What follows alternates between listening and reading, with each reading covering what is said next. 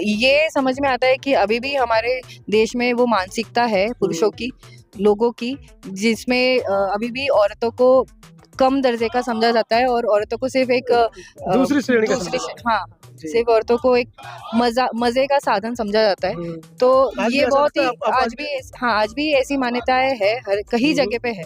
हालांकि कुछ जगह इतना ज्यादा अच्छी चीजें हो गई है कि वहाँ पे महिलाएं आगे बढ़ रही है बहुत। अभी तो महिलाएं चांद तक जा रही है, जी जी तो ये भी सही बात है कि जा रही है। बट हाँ, कहीं हमारे देश में ऐसी बहुत सारी जगह है कि जहाँ पे कुरीतियाँ अभी भी है और बुरी सोच अभी भी है।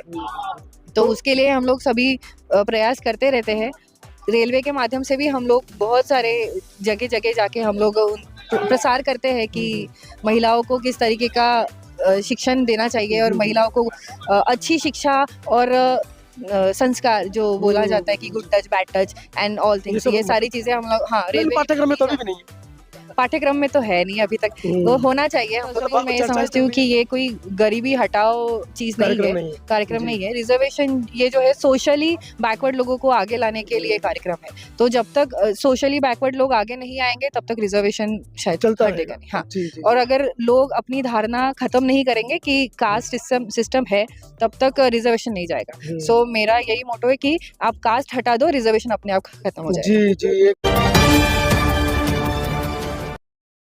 लगातार हम नागपुर से आपको खबरें दिखा रहे हैं। मेरे साथ इस समय मित्तल गडलिंग है, महाराष्ट्र से आई हैं, रेलवे की कर्मचारी हैं।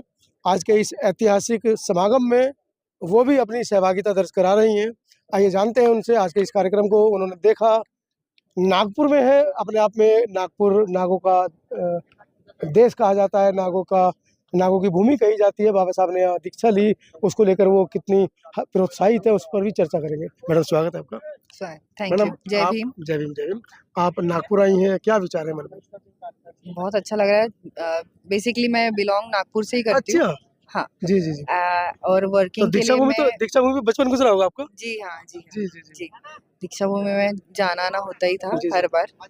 और वैसे तो मैं कार्यरत हूँ मुंबई में जी जी और एजीएम के उपलक्ष्य में हम लोग आज नागपुर आए हैं और बहुत खुशी हो रही है कि नागपुर में ये कार्य संपन्न हुआ और रेलवे मिनिस्टर के हस्ते ये सब बहुत अच्छे से पार हो गया चल रहा सारा। है। हाँ, अच्छा, काफी लाखों लोग नागपुर पहुंचे हैं, कहीं ना कहीं एक बड़ा संकल्प भी लेकर जाएंगे।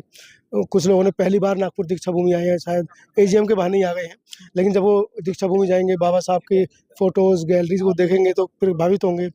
तो एक बड़ा अचीवमेंट भी आप इसको मानती है रेलवे की तरफ से? जी हाँ, बिल्कुल। ये तो बहुत बड़ा अचीवमेंट है कि इस भूमि पे अगर हो रहा है एजीएम और जहाँ पे डॉक्टर भीमराव अंबेडकर ने दीक्षा भूमि में दीक्षा दी गई थी इतने सारे लोगों को और लोग वहाँ जाकर पर्सनली जाकर उस चीज को अनुभव महसूस करेंगे, तो करेंगे महसूस जी करेंगे। जी तो जी। हाँ, ये काफी अच्छी बात हो। तो बीइंग ए लेडी, जैसा कि डॉक्टर अम्बेडकर ने महिलाओं के लिए इतना सब कुछ किया है, लेकिन उसके बावजूद हमारे समाज की बेटियां या कहीं महिलाएं या कहीं कि जिन तक ये मिशन नहीं पहुंचा है, या बाबा साहब की आवाज़ नहीं पहुंची है, बाबा साहब के बारे में वो नहीं समझ पा रही हैं। जैसे कि आपको बाबा साहब के बारे में पता है, यू आर मैरिड? ये सर। हाँ, आपने सिंदूर भी नहीं पहना है और आपने मंगलसूत्र भी नहीं पहना है ना। लेकिन हमारे समाज के अंदर बहुत सारी अभी भी करोड़ महिलाएं ऐसी हैं जो इन सब चीज़ों में विश्वास करती हैं, पाखंड, अंधविश्वास, कर्मकांड के ऊपर विश्वास करती हैं। तो आप ऐसा क्या संदेश उनको देना चाहेंगे? मैं सिर्फ यही कहना चाहूंगी कि आपको पढ़ने मिलेगा तो आप जरूर पढ़िए।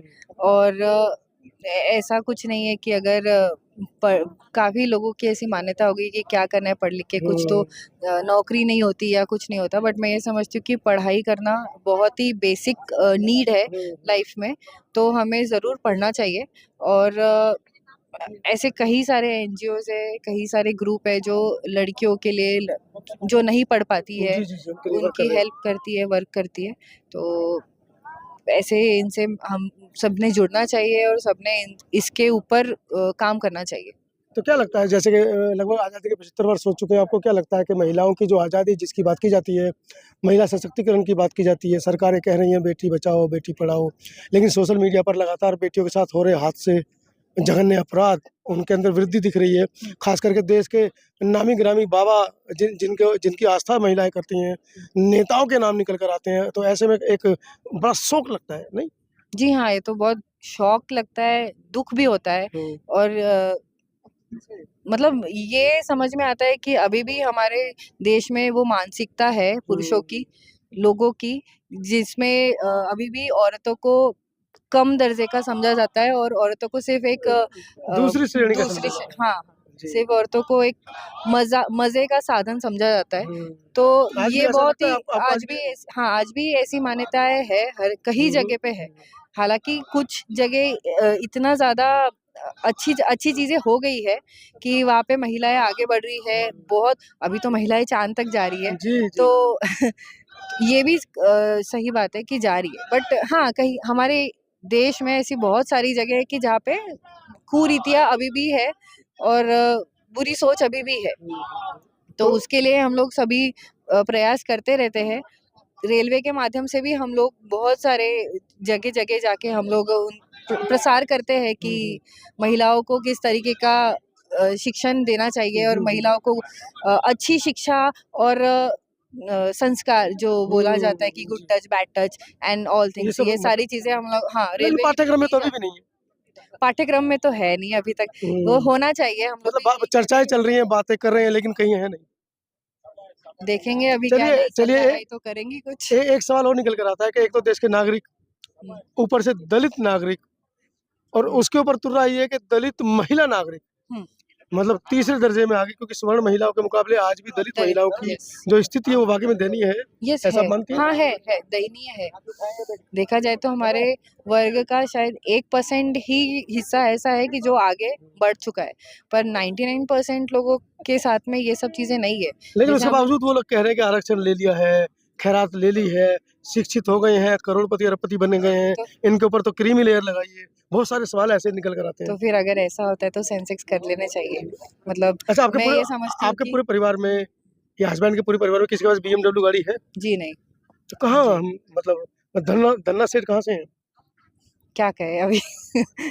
तो चलिए रिजर्वेशन फर्स्ट ऑफ ऑल मैं ये समझती हूँ कि ये कोई गरीबी हटाओ चीज़ नहीं कार्यक्रम है, नहीं है। कार्यक्रम जी। नहीं है। रिजर्वेशन ये जो है सोशली बैकवर्ड लोगों को आगे लाने के लिए कार्यक्रम है।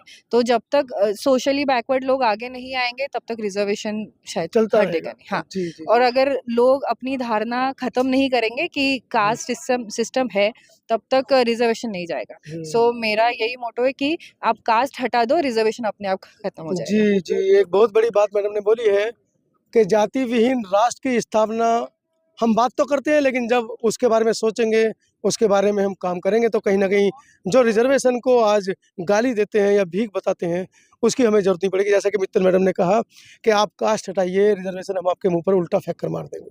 एक बहुत बड़ा सच है। इस सच को आप कैसे देखते हैं? मित्तल मैडम की बातों से कहाँ तक सहमत हैं? कमेंट सेक्शन में हमें ज़रूर लिखिएगा। धन्यवाद।